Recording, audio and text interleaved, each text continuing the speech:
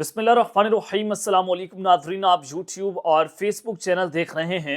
मैं राना उज़ैर हूँ। नाज़रीन, अडयाला जेल में इस वक्त बड़ी हलचल मची हुई है, क्योंकि एक जानिब तो इमरान खान के खिलाफ जो चीज़ें हो रही हैं कि हुकूमत उनके खिलाफ पिनल कोड के तहत इंसदाद दहशत गर्दी की खुसूसी अदालत में दहशत गर्दी का मुकदमा करवाना चाहती है। उसकी बाकायदा तौर पर मंजूरी वफाकी काबीना से ली जाएगी और ये सीधा साधा आर्टिकल 6 के खिलाफ काम जा रहा है कि इमरान खान सोशल मीडिया के जरिए रियासत के खिलाफ लोगों को उकसाने की कोशिश कर रहे हैं, तो आर्टिकल 6 इनके ऊपर लगना चाहिए। हुकूमत तो कोशिश करेगी कि इमरान खान का रास्ता रोका जाए, लेकिन इस सब के अंदर जब मैं आपको ये खबर दे दूं कि हवाओं का रुख तब्दील होने जा रहा है या हवाओं का रुख तब्दील हो रहा है, तो जनाब कहना गलत नहीं होगा। कुछ बहुत बड़ी ब्रेकिंग न्यूज़, ऐसी खबरें जिसने इस वक्त हलचल मचा दी है, जिसने पूंचाल मचा कर रख दिया है। इस वक्त कांपें टांगना शुरू हो गई हैं हुकूमत के लिए। और अचानक से ये माहौल कैसे तब्दील हुआ, अडयाला जेल में इस वक्त क्या चल रहा है, बंद कमरों में तशवीश जो बड़ी बढ़ गई थी, जो किचन में गर्माहट थी जो बढ़ गई थी, आज इमरान खान के एक छक्के ने चीजें मुकम्मल तौर पर तब्दील कर दी। क्या सूरत हाल है, तमाम तफसीलात तो आपके सामने मैंने रखनी है। और फिर दूसरी जानिब मोहसिन नकवी वज़ीर दाखिला हैं, उनसे भी जवाब इस वक्त तलब कर लिया गया है।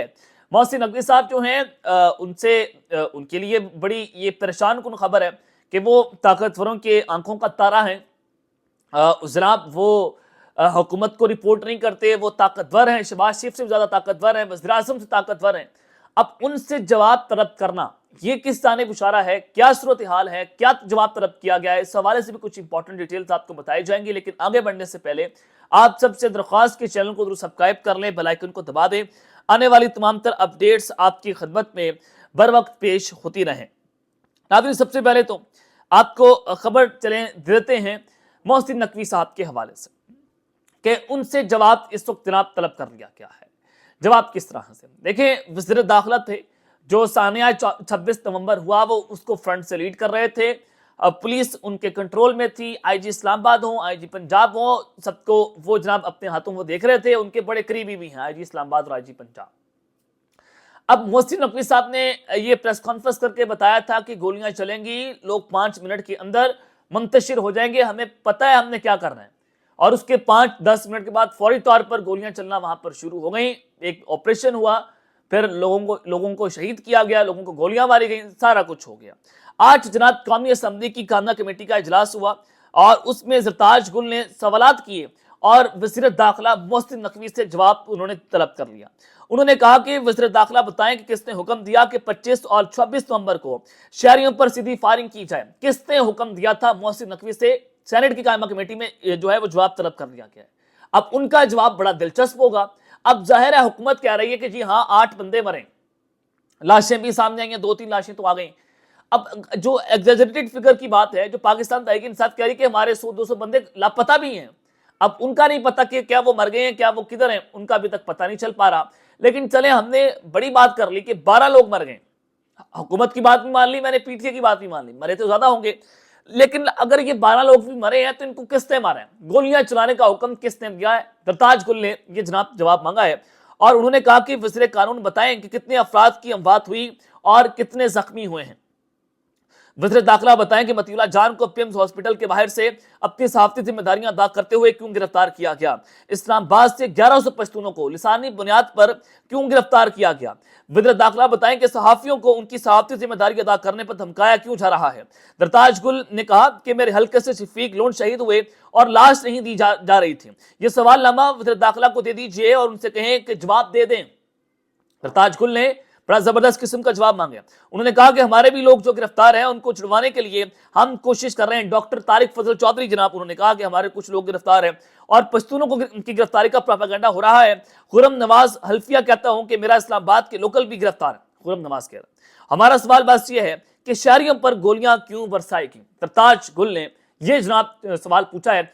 अब हुकूमत उसका जवाब तो नहीं देगी, जाहिर है मोहसिन नकवी साहब उनसे ताकतवर हैं, तो मोहसिन नकवी साहब देखते हैं कि इसका क्या जवाब देते हैं। लेकिन जनाब जवाब मांगा गया है और गोली क्यों चलाई इसका जवाब बाकायदा तौर पर अब सेनेट की कायमा कमेटी में मांग लिया गया है। अब एक जानिब तो जनाब ये सूरत हाल है, لیکن دوسری جانب ہواؤں کا رخ اچانک سے تبدیل ہونا شروع ہو گیا ہے۔ اس وقت عمران خان کے لیے آج تو ایک سپریم کورٹ سے اچھی خبر آئی، جسٹس منصور علی شاہ نے عادل بزئی کا فیصلہ دیا کہ ان کو ڈی سوٹ کرنے کا جو فیصلہ تھا وہ معطل کر دیا۔ دوسرا یہ کہ جو فوجی عدالتوں کا معاملہ تھا کہ ان کو فوری طور پر ان کا وہ فیصلہ کر سکیں، آج آئینی بینچ نے وہ درخواست حکومت کی مسترد کر دی۔ وہ دوسرا بڑا فیصلہ پاکستان تحریک انصاف کے لیے اچھا تھا۔ اب اس سے نظر آیا کہ کہیں برف پگھل رہی ہے، کہیں نہ کہیں تو معاملات جناب طے ہو رہے ہیں۔ عمران خان کے لیے اچھی خبروں کا سلسلہ آنا شروع ہو چکا ہے۔ اب معاملہ یہ ہے کہ اسٹیبلشمنٹ جو ہے ان کو بھی رام کرنے کا جو ہے وہ کہا جا رہا ہے کہ جناب آپ بھی تھوڑا صبر کریں۔ ایسا نہیں ہوتا کہ آپ ایک جانب رندہ پھیر کے رکھیں، ڈنڈا چلا کر رکھیں اور پھر کہیں کہ ڈیل کر لیں، تو ایسا تو کوئی ڈیل نہیں کرے گا۔ اب عمران خان صاحب کو سارے جانتے ہیں کہ وہ کس کردار کے مالک ہیں۔ اب معاملات یہ ہیں کہ جناب اب سینٹ کا اجلاس طلب کر لیا گیا ہے۔ سینٹ کے اجلاس میں پاکستان تحریک انصاف پر پابندی کی قرارداد بھی پیش کی جا سکتی ہے۔ حکومت کوشش کر رہی ہے کہ پی ٹی آئی کے اوپر پابندی لگا دی جائے، کیونکہ ان کو نظر آ گیا ہے شہباز شریف کو کہ جناب ہم جا رہے ہیں، ان کی قربانی کا فیصلہ ہوا ہے، بیک اینڈ پر مذاکرات ہو رہے ہیں۔ اب اگر شہباز شریف کی قربانی کا فیصلہ ہوتا ہے تو پھر عمران خان کی واپسی ہے۔ عمران خان کی واپسی ان کے لیے موت ہے۔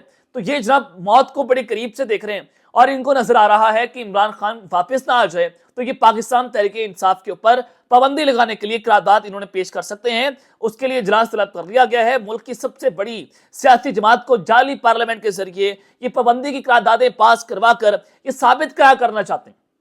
فارم 47 کی الاسٹک آپ نے پہنی ہوئی ہے، عوام کا اعتماد آپ پہ نہیں ہے، عوام کا ووٹ آپ دے کر نہیں آئے، تو آپ ثابت جناب کیا کرنا چاہتے ہیں؟ اس سے پہلے بھی آپ نے کئی جماعتوں کے جو پابندی کے آرڈرز ہیں وہ بھی جاری ہوئے، ان کا کیا ہوا؟ آج وہی اقتدار میں بیٹھے ہیں، آج آپ اقتدار کے اندر، کل یہی پارٹی اقتدار میں ہوگی، پھر کیا ہوگا؟ کیا آپ عمران خان کا راستہ اس سے روک لیں گے؟ اس کا جواب ہے کہ جناب آپ اس کا راستہ نہیں روک سکتے۔ اب میں خبر دینا چاہتا ہوں سہیل وڑائچ کے حوالے سے۔ سہیل وڑائچ صاحب نے ایک بہت بڑا جو ہے انہوں نے اپیل کی ہے، دعویٰ بھی کیا ہے، اپیل انہوں نے کی ہے اسٹیبلشمنٹ سے۔ اب سہیل وڑائچ کہاں سے بولتے ہیں؟ اس سے نظر آتا ہے کہ اسٹیبلشمنٹ کو رام اندر سے کیا جا رہا ہے۔ سہیل وڑائچ کہتے ہیں کہ خان صاحب پاکستان کے بحران کو سمجھتے ہوئے فی الحال مکمل طاقت کی خواہش چھوڑ دیں اور مقتدرہ بھی مرزا جٹ کی طرح گلیوں میں اکیلا پھرنے کی کوشش ترک کر دیں۔ جناب یہ سہیل وڑائچ کہہ رہے ہیں کہ عمران خان بھی ایک قدم پیچھے ہٹے، مقتدرہ بھی ایک قدم پیچھے ہٹے اور یہ ملک کے لیے بہت اچھا ثابت ہو سکتا ہے۔ اب پاکستان تحریک انصاف نے بھی ادھر سے جناب ایک بڑا عام کارڈ کھیل دیا، تو اڈیالہ جیل سے بڑی بریکنگ تو آنی ہے پھر، جب میں آپ کو کہہ رہا ہوں۔ آج پاکستان تحریک انصاف نے کہا، عمر ایوب صاحب نے کہا کہ انسان ہو یا فرشتے، پی ٹی آئی مذاکرات کے لیے تیار ہے اور عمران خان نے 5 رکنی مذاکراتی کمیٹی بنا دی ہے۔ اگر مذاکرات نہیں ہوئے تو 13 دسمبر تک تحریک کے اگلے مرحلے کا اعلان کر دیں گے، سول نافرمانی کی تحریک شروع کر دیں گے۔ 13 دسمبر تک پی ٹی آئی یہ کہہ رہی ہے کہ عمران خان اور ایران کی رہائی ہو جائے، ہم جناب پیچھے ہٹنے کو تیار ہیں۔ اب سہیل وڑائچ بھی کہہ رہے ہیں کہ مقتدرہ بھی فی الحال مرزا جٹ کی طرح گلیوں کے اندر اکیلا پھرنا ختم کریں، بات شروع کریں۔ اب پی ٹی آئی نے کہہ دی جناب آئے بیٹھ کر مذاکرات کرتے ہیں، انسان ہو یا فرشتے ہم تیار ہیں۔ اگر آپ ہمارے ساتھ مذاکرات نہیں کریں گے تو پھر 13 دسمبر کی ڈیڈ لائن ہے، ہم اپنے اگلے لائے عمل کا اعلان کر دیں گے۔ سول نافرمانی کی تحریک سے تشویش اندر کھاتے پائی جا رہی ہے۔ اب پاکستان تحریک انصاف کی کال پر اوورسیز پاکستانی اگر ریمیٹنسز بھیجنا چھوڑ دیں تو پھر کیا ہوگا؟ اس کا بھی جناب الٹرنیٹیو سولوشن تو آپ نے ڈھونڈ رہے ہیں۔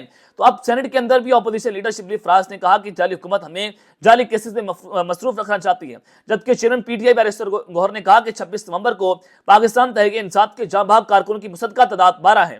لاپتہ کارکنوں کی تفصیلات کو دیکھ رہے ہیں، بطور پارٹی چیئرمین جو بات کریں گے پوری ذمہ داری سے کریں گے۔ اور پھر عمران خان کی جو بہن ہے علیمہ خان صاحبہ، انہوں نے بھی کہا تھا کہ عمران خان نے ہدایت کی ہے کہ اگر یہ اسٹیبلشمنٹ مذاکرات ناکام ہوئے تو پھر سول نافرمانی کی تحریک جو ہے وہ شروع کی جائے گی۔